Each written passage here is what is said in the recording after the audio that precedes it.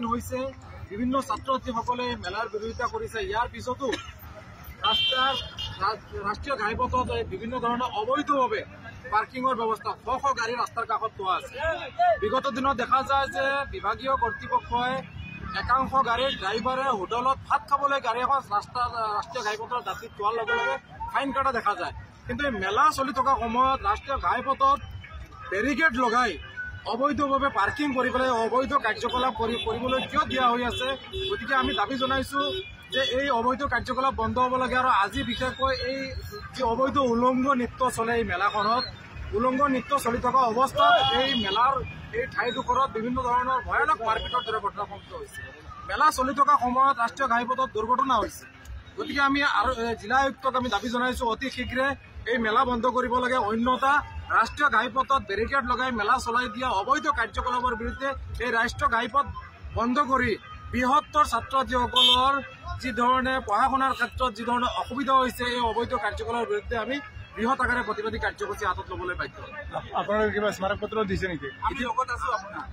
আমি ইতিমধ্যে স্মাৰক পত্ৰ দিছো আৰু স্পষ্টভাৱে আমি স্মাৰক পত্ৰত যিবোৰ প্ৰকৃত সমস্যাই বৃহত্তৰ এলেকাখনত চলি আছে, ছাত্ৰ ছাত্ৰীসকল বিশেষকৈ ছাত্ৰ ছাত্ৰীসকলে ফোনযোগে আমাক লিখিত আকাৰেও আমাক অভিযোগ দিছে যে পঢ়া শুনাৰ ক্ষেত্ৰত বিভিন্ন ধৰণৰ সমস্যাৰ সন্মুখীন হৈ আছে।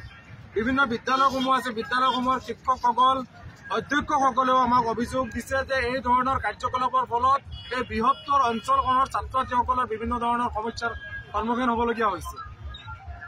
ইয়াৰ পিছত নিৰ্বাচন পিছুৱাই পেলাইছে পৰীক্ষাৰ বাবে, কিন্তু এই পৰীক্ষাৰ এই সময়ছোৱাত এই অবৈধভাৱে এই মেলাখন কেনেকৈ চলিবলৈ পাৰে?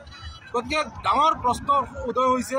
আমি জিলা আয়ুক্তক দাবী জনাই আছো অতি শীঘ্ৰে এইবোৰ বন্ধ কৰিব লাগে আৰু আৰক্ষী অধীক্ষকেও এই ক্ষেত্ৰত গুৰুত্ব দিব লাগে আৰু পৰিবহণ বিভাগেও এই যি ধৰণে শ শ গাড়ীসমূহ অবৈধভাৱে পাৰ্কিং কৰা হৈছে এই ক্ষেত্ৰত লক্ষ্য ৰাখিব লাগে আৰু এই ধৰণৰ অবৈধ কাৰ্যকলাপ বিশেষকৈ ডবকাত চলিবলৈ দিয়া নহ'ব।